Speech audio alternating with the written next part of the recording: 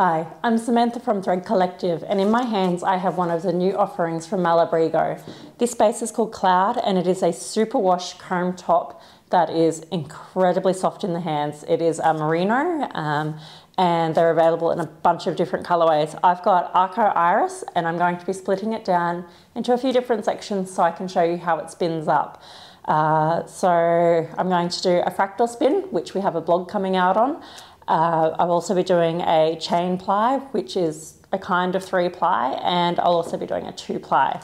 So we'll open it up so you can see how it comes. We'll just open this braid up so we can see what the entire length looks like. And I'm going to completely open up this braid. So when you get a roving or a comb top like this, one end you'll be able to unravel it from and the other one you won't. It's just like a crochet chain. So I've located the end that it's going to unravel, just like this.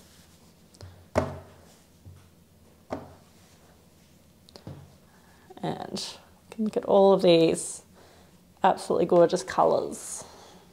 So they've folded that in half. There we go. So you can see that we've got beautiful purples, blues, greens, yellows, oranges, pinks. And they all just merge and blend into each other and just kind of shape shift. So this is going to be an absolutely incredible fractal spin.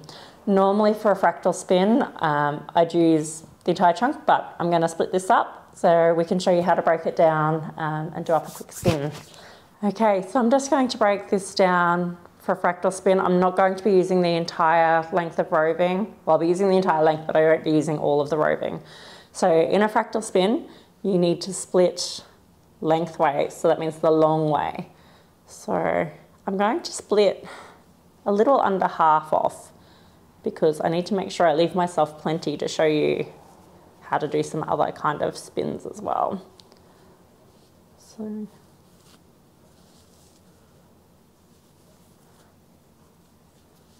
this is often the trickiest part to get right.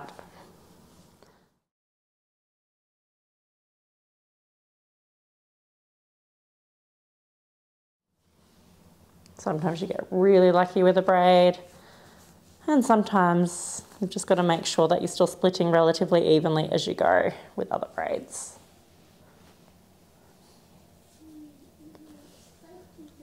And we'll come back in a moment once I've split this and show you how to divide it further. Okay, so I've broken down the braid into two now. So we're going to use one section for our fractal spin, and I'm going to put this other section aside for our future spins. So what I'm going to do first is weigh what I have left. I'm going to be making a 3-ply fractal spin. So we need to break this down into 3 more sections, and then we need to break down 2 of those sections into further sections again.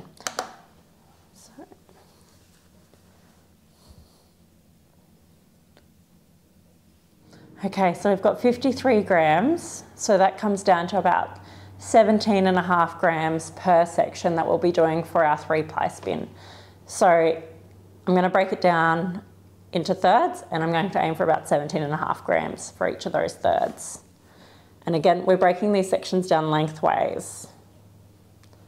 So I'm just untangling myself here so we can try and get this as even as possible.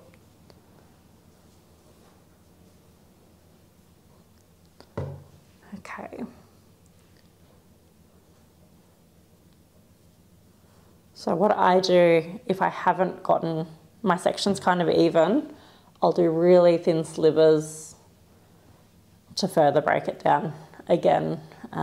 Or if it's not too much of a difference, I just leave it and I might chain ply the leftovers or keep the leftovers for another project, or simply keep them as singles. I'm just going to break that little bit there so we don't start dividing too unevenly. Look at these beautiful colours.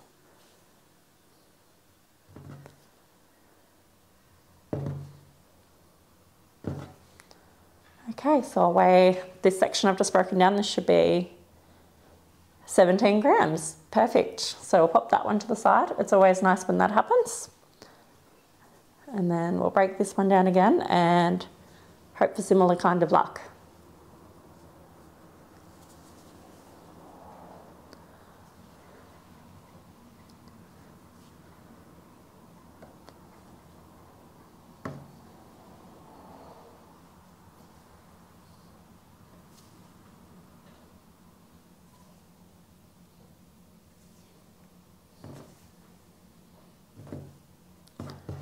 Okay, so weigh this one. 17 again. Okay, so our last one should also be 17.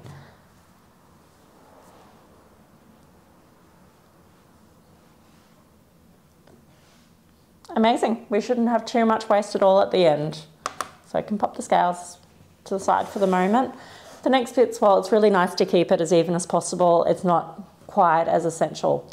So we're leaving one bit as is. What I like to do is pick an end. So I'll be spinning from the red end, and I need to make sure I keep all my sections for the next two bits kind of aligned. You can spin them in reverse and you can mix and match, and there's a few different ways you can do it, but for a traditional fractal spin, especially when you're learning, pick one end as your leader end and spin all your remaining sections from that same direction. So we'll start with red.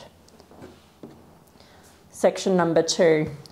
I'm just going to split this one into 2. So you can split the second section as many times as you like or can, especially if you're doing a 2-ply. So you might split it twice, you might split it 8 times.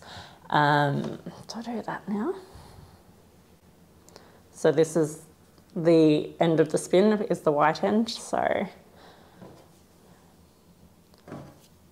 section that out.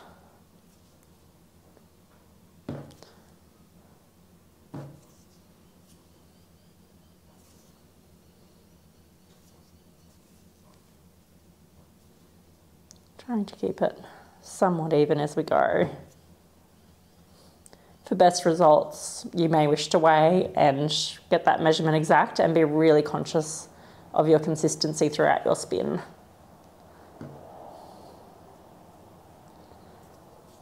It's really handy when the chosen top you're using has 2 distinctly different coloured ends to help with keeping them separate. So I'm going to pop just an overhand knot at this end. This is the end I will be spinning from, so I'll spin one section from top to bottom, and then I'll take the second section of this one and spin it from top to bottom again, and that will be bobbin number 2.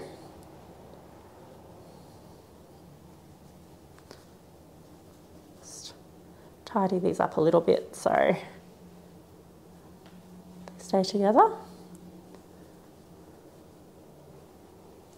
All right, so we have 1, 2, and number 3. What I like to do with my fractal spins is simply, with the 3rd ply that is to double the amount of splits I've made from the second one. So I did 2 splits in number 2, so I'll do 4 for number 3. But you could do 8, you could do 16, you can do as many as you like. The idea of these fractal spins is you're going to get a really soft, graduated blend with the colours. So when you're working it up, you get this really subtle striping effect, as opposed to, say, if you'd done a chain ply or just a 2-ply without worrying about how it might look afterwards. So I'll split this one 3 times, and again that's the end with our reddish colour. So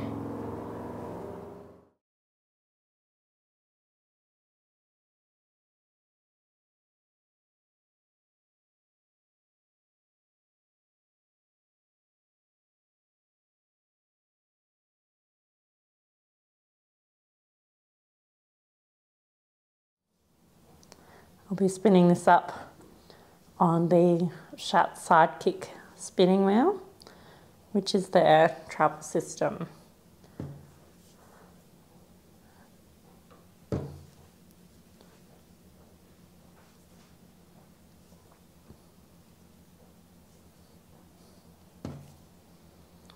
Okay, all of these sections have now been split.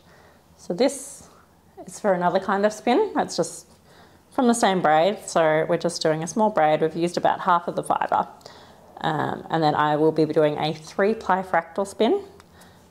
Our first section is there. It is 1 length of the fibre.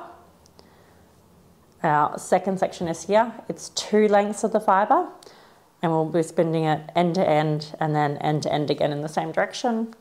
And then our last section here is split into 4. So there's 17 grams in each pile, and we'll be making sure we spin it in the same direction each time before we ply it together in a traditional 3-ply. I look forward to spinning along with you soon.